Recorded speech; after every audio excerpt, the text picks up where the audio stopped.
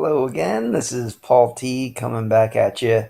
And today we are going to explore the basics of economics, the three parts of any economy. And this video is based on my own conclusions of how any economy is theoretically structured. Um, and first off, economics should be easy to understand. We shouldn't have to rely on arcane mathematical formulas to describe the world around us. And the more complex these theories get and these mathematical formulas get, I think the more lost we get and the less attuned to the real world we become. And it just becomes like this theory that doesn't really make any sense, right? And so there are many competing theories on economics, and they all cannot be correct. And I would say maybe none are correct.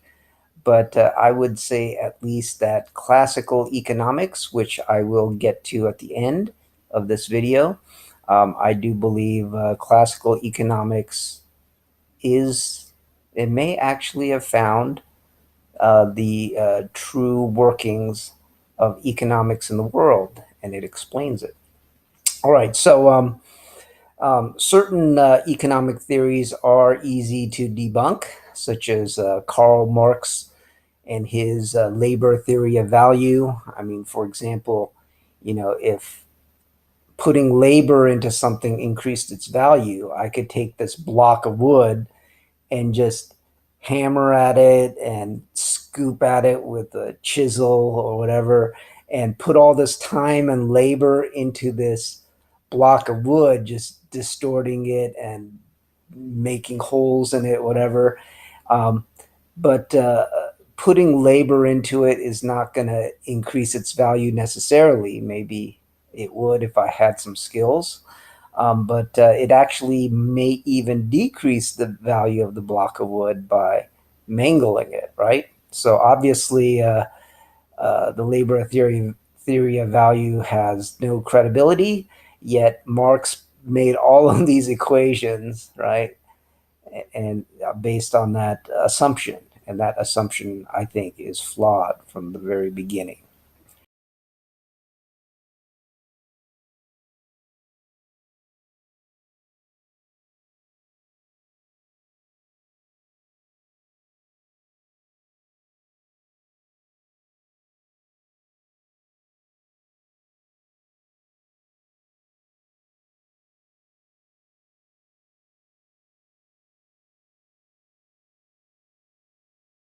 To me, it's obvious that most of the world's central bankers do not follow a sound economic theory because we are in troubled times, not just in the United States, but in many economies around the world, just following different economic theories, which may not be so sound.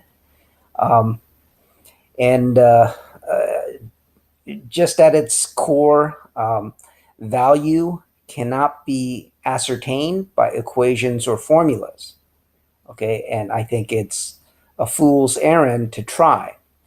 Instead, value can be pretty much measured by the free market, by what buyers are willing to pay for a certain item.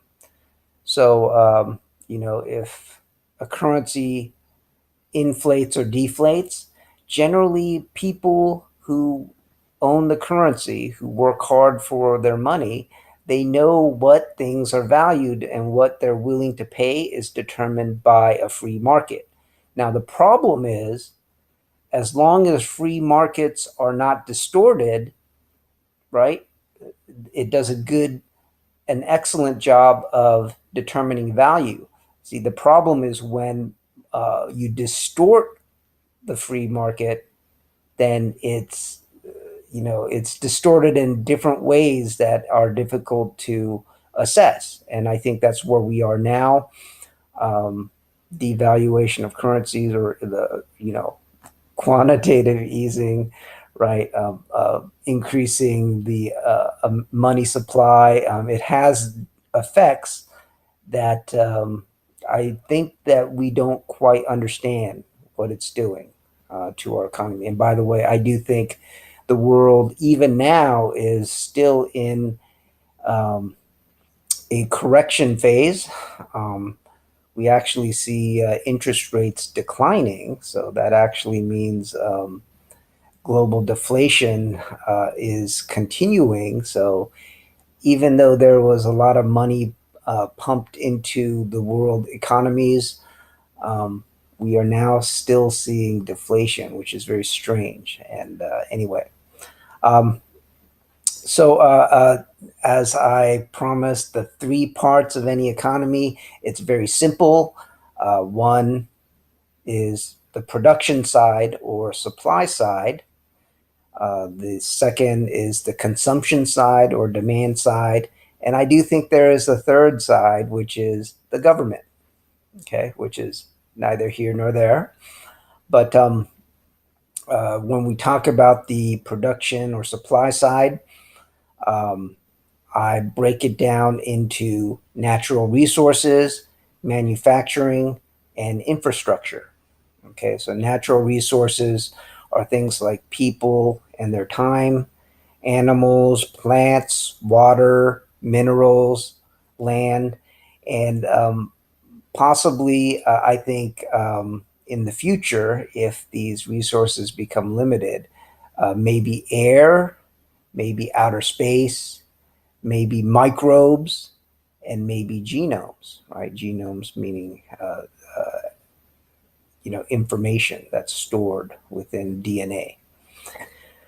Um, on the manufacturing front, um, we're talking about things like farming, goods, technology, or information or research. Right? I bundled all those three together, and then machinery.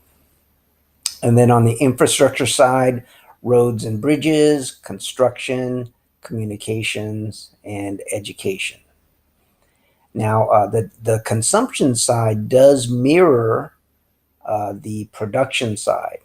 So the consumption side, meaning the demand side, but there are different additional things that can be used to spark demand.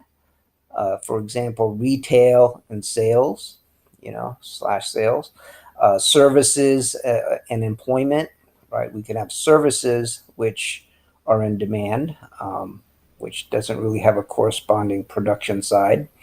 Um, Marketing, which creates demand, perhaps artificially. Entertainment or sports, and then artwork. Artwork does have a production side, but again, who determines what is valuable in art is a question. Anyway, on the consumption or demand side, I would argue that these things may have no value in and of themselves, but demand exists or can be generated on the consumption side. That's why I make a distinction. But generally, everything on the production or supply side could be also mirrored on the consumption or demand side. Now, the third part of any economy, I would say, is government. Now, pretty much for any civilization, you do need some form of government. And there are certain functions that are exclusive to government, such as taxation, regulation, currency, and perhaps government benefit programs. Okay, and there are uh, areas that are not exclusive to government, such as interest rates, if there is tampering with the interest rates, government spending, as well as government borrowing or debt, and of course, government employment, because they can also be an employer. I do want to acknowledge John Maynard Keynes, a famous economist. because he did look at government as, a determinant on how the economy works. And under Keynesian economics, um, we see that government does have a definite effect on the economy, or government action can have a definite effect on the economy. And to his credit, John Maynard Keynes did say that the government should pay back any stimulus that it put into the economy after the crisis is past. Right? He was a proponent of when there are recessions, because economies are cyclical; they go up and down. And when the economy goes down, it's in a recession, that the government should provide stimulus. And he did, to his credit, say that the government should pay back the stimulus after the crisis is past, but that is not the real world, because it never happens. It could happen, but we don't see governments paying back debt, especially when you have your own printing press and you could print as much money as you want. So, anyway, now, because of that, global debt has reached, I believe, we're over $250 trillion in worldwide debt. And that's a lot of money if you know what $1 trillion is. Um, so we are all Keynesians now. Anyway, due to the politicization of government and government regulation, we do see nowadays a lot of lobbying to protect industries. I don't think the mass public really understands how politicized government regulations are, or how much lobbying there is in pretty much every campaign on the federal level, even the state level. And there is a great book by Hedrick Smith called The Power Game. It pretty much uh, delineates something called an iron triangle, is what Hedrick Smith calls it. And basically, politicians rely on campaign money into political action committees, which comes from the different industries. In The Power Game, the book, Hedrick Smith just talks about the defense industry, but nowadays it's pretty much any industry with billions and billions of dollars in revenue. They become extremely powerful.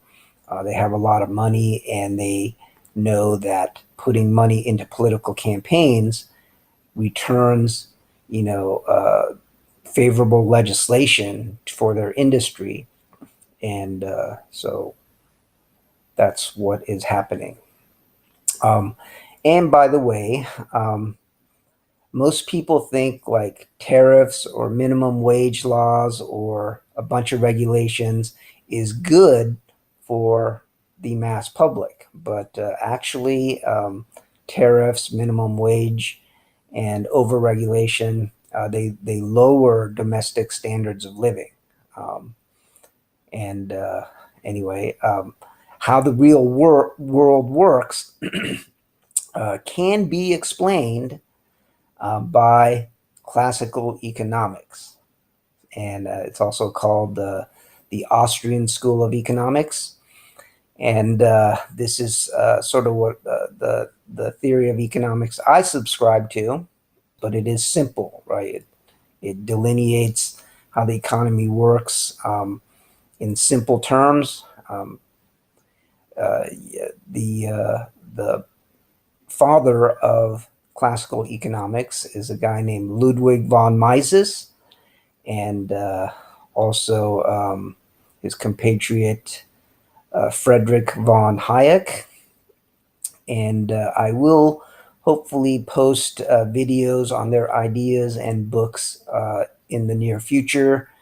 I am backlogged with a bunch of videos I got to do, but this is just my basic understanding of economics. Hopefully this helps, and hopefully you will click like and share this video if you thought that it was useful. Until next time, bye bye.